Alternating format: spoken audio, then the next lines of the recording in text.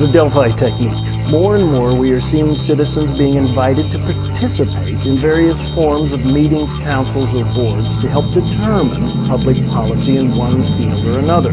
They are supposedly being included to get input from the public to help officials make final decisions on taxes, education, community growth, or whatever the particular subject matter might be. Sounds great, doesn't it? Unfortunately, the surface appearances are often deceiving. You, Mr. and Mrs. Citizen, decide to take part in one of these meetings. Generally, you will find that there is already someone designated to lead or facilitate the meeting. Supposedly, the job of the facilitator is to be a neutral, a non-directing helper to see that the meeting flows smoothly. Actually, he or she is there for exactly the opposite reason. To see that conclusions reached during the meeting are in accord with a plan already decided upon by those who called the meeting. Here we have 40 members of the public with 9 school board members. Each school board member is paired off with a table of 6, apparently neutral public members.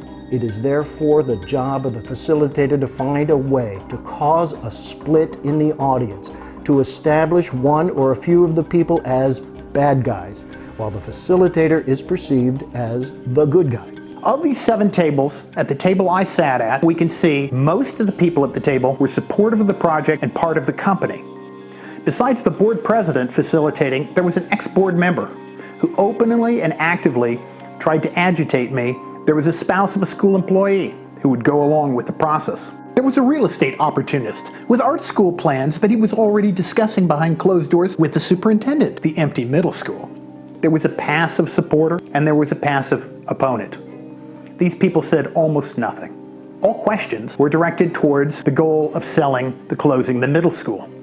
All questions were, how can we make it safer to close the middle school?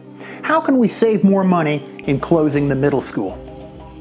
These were timed, so you were pushed along. And if you resisted, then you would get arguments from the ex-board member that the decision had been made, that you were being belligerent, that we're not going backwards. The whole idea was to get me angry, upset, and isolate me amongst the members of the group as a crazy person. The process used to facilitate the meeting is called the Delphi Technique. The Delphi Technique was developed by the RAND Corporation for the U.S. Department of Defense back in the 1950s. It was originally intended for use as a psychological weapon during the Cold War.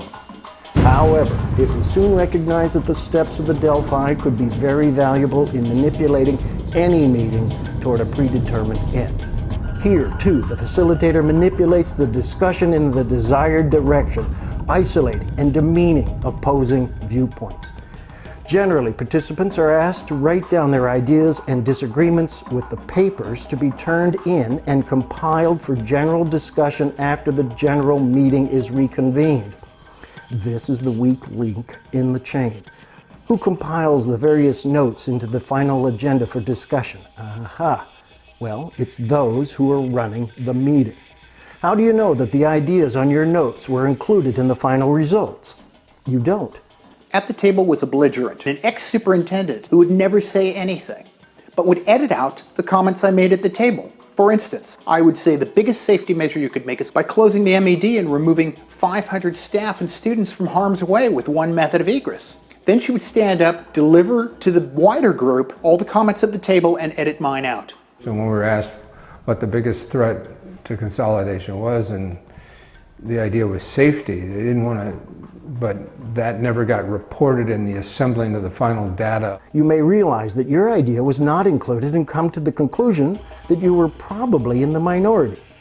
Recognize that every other citizen member of this meeting has written his or her likes or dislikes on a similar sheet of paper, and they too have no idea whether their ideas were compiled into the final result.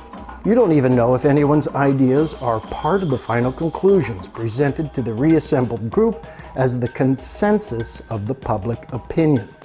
Herein lies the genius of the Delphi Technique. It is imperative that the general public believe that this program is theirs, that they thought it up. They took part in its development. If people believe that the program is theirs, they will support it.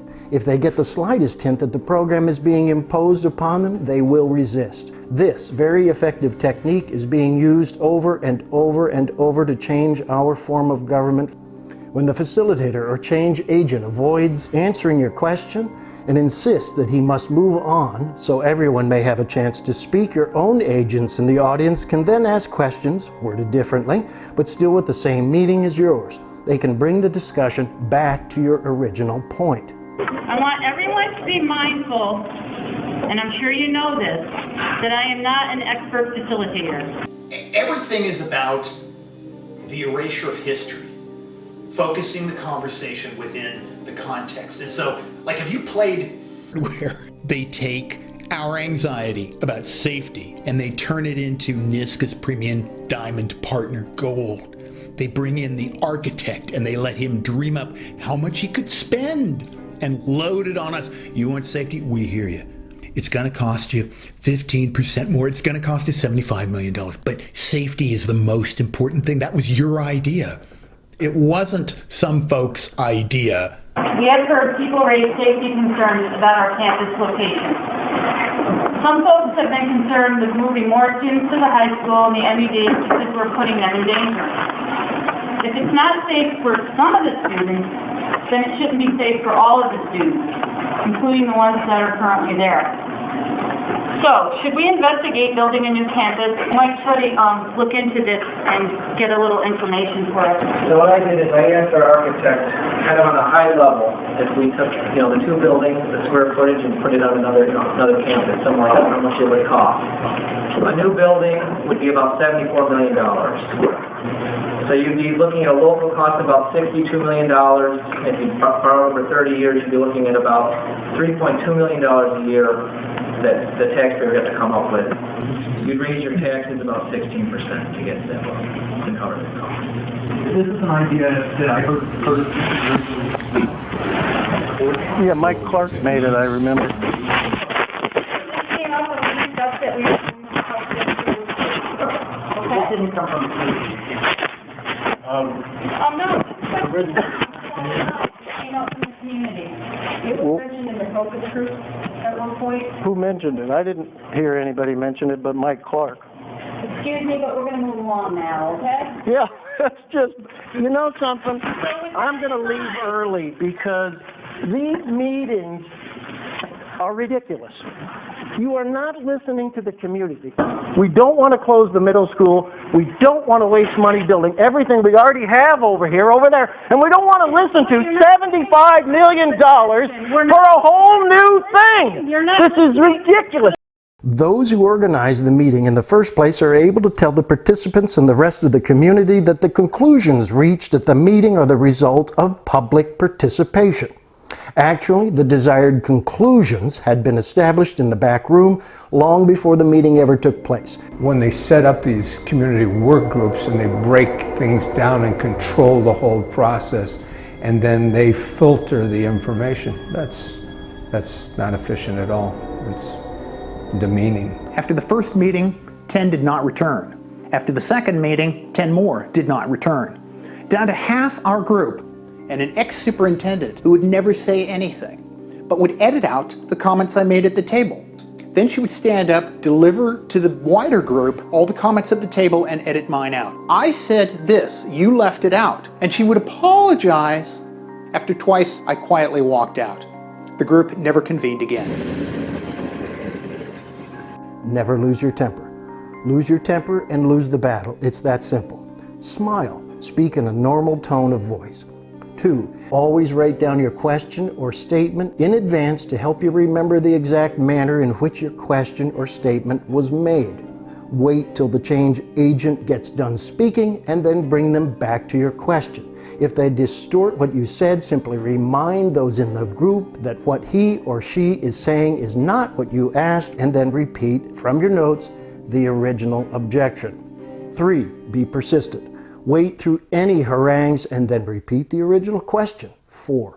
Don't go alone. Get as many friends or relatives who think as you do to go along with you to the meeting. Don't sit together as a group. Spread out through the audience so that your group does not seem to be a group.